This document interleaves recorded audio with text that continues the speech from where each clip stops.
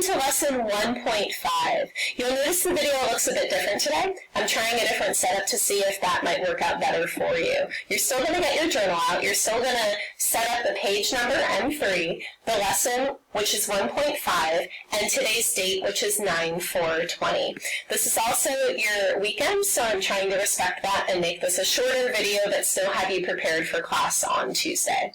So you'll also notice that this is a page out of your book. If you'd like to follow along and use your book, which I definitely recommend, you're going to get out page 29, and after you finish writing down everything that you need to write down, go ahead and take some scissors, cut this page out, glue it into your notebook. That way you have everything ready to go.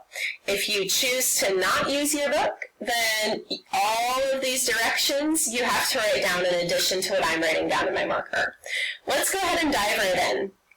So we have to write the value of the underlined digit for question number 4.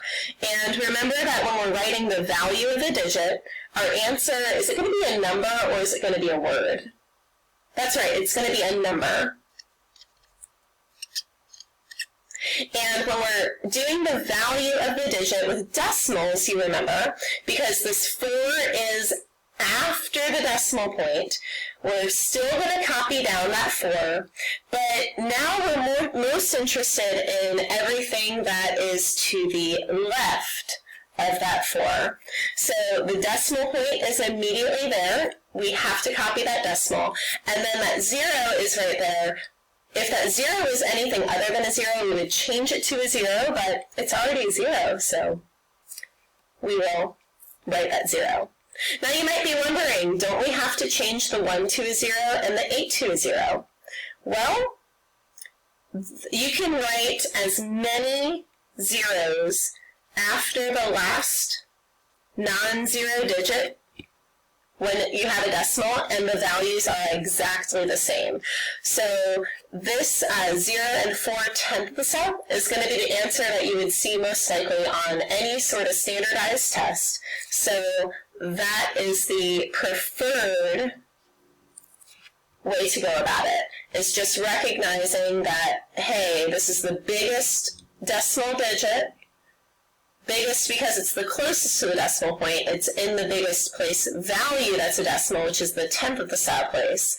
So that is where we're going to, we are only interested in any digits to the left of that underlined digit and turning them into zeros. And we just want to check that our 4 was in the 10th place here. It went decimal 4, and we go decimal 4. So we don't need any extra zeros or anything between that 4 and the decimal. So 4/10 is our answer for number 4. Number 5, you're going to write down in your journal with me. And it says 5 and 296,000th. The 9 is underlined, so we write our 9. We're interested in any digits that are to the left of that 9. So there's a 2, we turn that into a 0. There's a decimal, we put that right there. And there's a 5, and that 5 becomes a 0. So 0 and 9/100ths. And let's check. We went decimal something 9, decimal something 9. And that something in our answer, of course, needs to be a 0. So 9/100ths is the value of that 9. Next, I want you to write down number 8 with me. And we're going from expanded form, and we have to get the number into both word form and standard form. So I'm going to start by drawing in my parentheses, because this helps me know which value is associated with which place. It's just easier for my brain to see them connected like that. And we're going to look at these value numbers. I see a 1, I see 1/10, and I see 1,000th. So because there's a mix of whole numbers and decimals, I know that we have a decimal in here somewhere. Now we're going to look at the whole numbers, and there's only the number 1, so that tells us that we just need a 1's place. Next, we're going to look at our fractions to indicate our decimal place values. We have 1/10 and 1,000th. And So we have to make sure that the thousandth of the sub is the farthest away from the decimal that we know. So we're going to make sure that there's room for our thousandth of the sub place. So we have tenth of the, hundredth of the, and thousandth of the. So there we go. We have all of our places. Now we make the matches. So 4 is in the ones place. 9 is in the tenth of the sub place. And 8 is in the thousandth of the sub place. There's nothing for the hundredth of the sub place. We have a 4, we have a 9, we have an 8. So this would be, that's right, a 0. So 4 and 908 thousandth of the sub.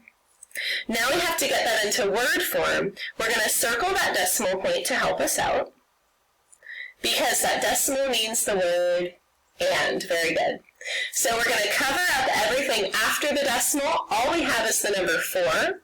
So we write the word 4. We write our decimal. And is how we translate that, of course. Don't write the word decimal. We write and to represent our decimal. And now we cover up everything that is after everything so that we can only see what's after the decimal. And I see the number 908, so we're going to write down 908. 908. And what place is that? Well, tenth of the sub, hundredth of the sub, thousandth of the sub. Thank you for pointing out that it's got to end in papasa. So 8 is in the thousandth of the sub place. It's our last decimal digit, so thousandth of the sub is what we write down there. So there you go. 4 and 908. And 8 is in that thousandth of sub place. So we're looking pretty good there so far. Number 9, I'm going to change this. Instead of 0 and 125,000th of sub, I'm going to put a 4 in there and make it 40 and. So word form, we're going to read this number, 40 and 125,000th of sub. Let me rewrite that to make it easier to see. Circle our decimal and cover up everything after the decimal, and that is 40. So we write the word 40. Decimal means that we're going to write the word and. Very good. And now we cover up everything in front of that decimal, and we're left with 125. So we write 125. And of course we need a fafasa, because it's a decimal word form.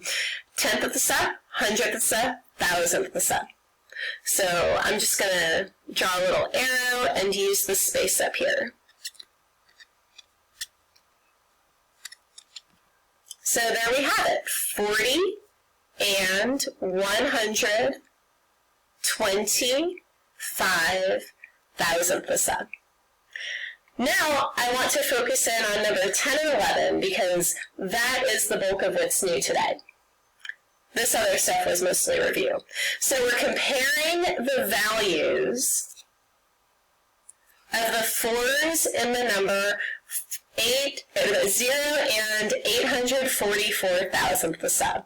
So compare. We have to say how they're bigger than each other or smaller than each other and by how much. So I'm going to draw a really quick version of that place value chart that you made in your journal the other day. And, of course, our decimal went here. And this was over the hill, over. And this was, remember how it works? We have the ones place, tens is over here, tenth of a sa is over here.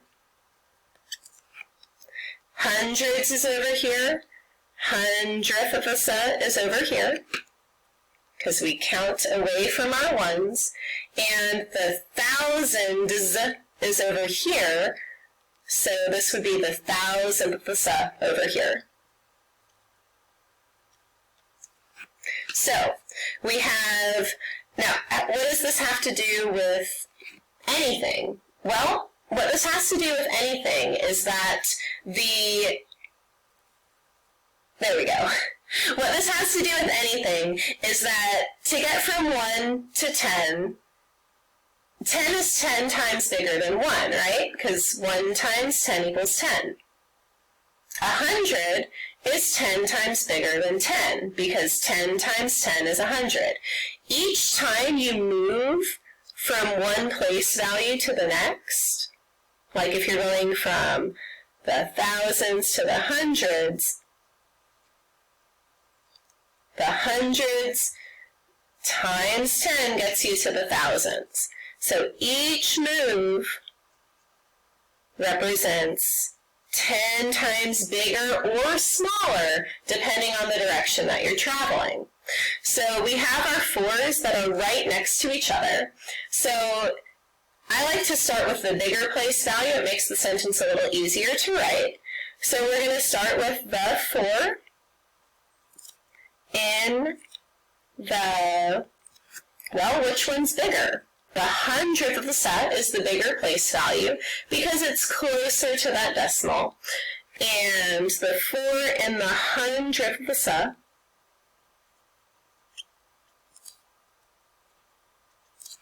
place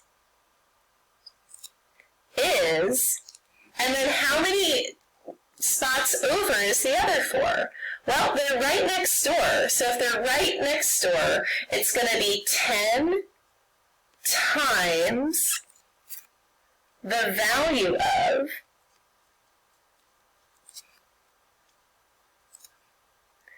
the 4 in the, where's the other 4 located?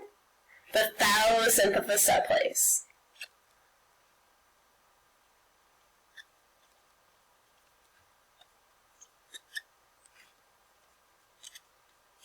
If you're writing in pencil, you can maybe possibly fit this in easier than you can if you're writing in marker.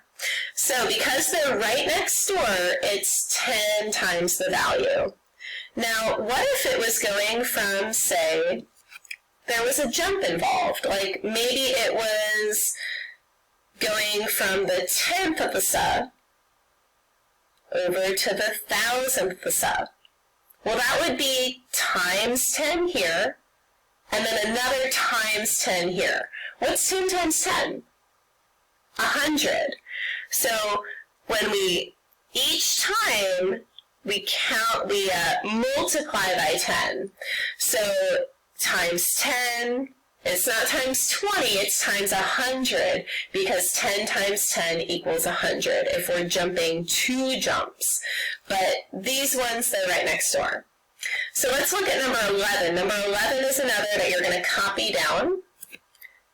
The values of the 3's in the number 3 and 367,000th.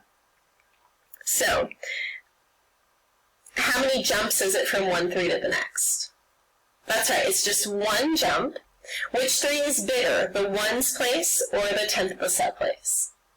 That's right, the 1's place. So we're going to start out with the 3 in the 1's place is, they're right next door, so it's going to be 10 times the value, very good.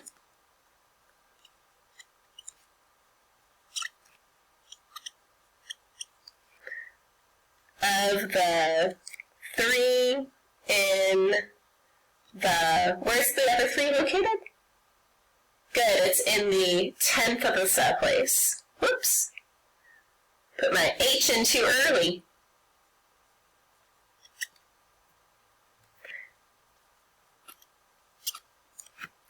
There you go. I hope this was helpful, and I'm looking forward to reviewing and working more with these concepts on Tuesday. Have a great weekend.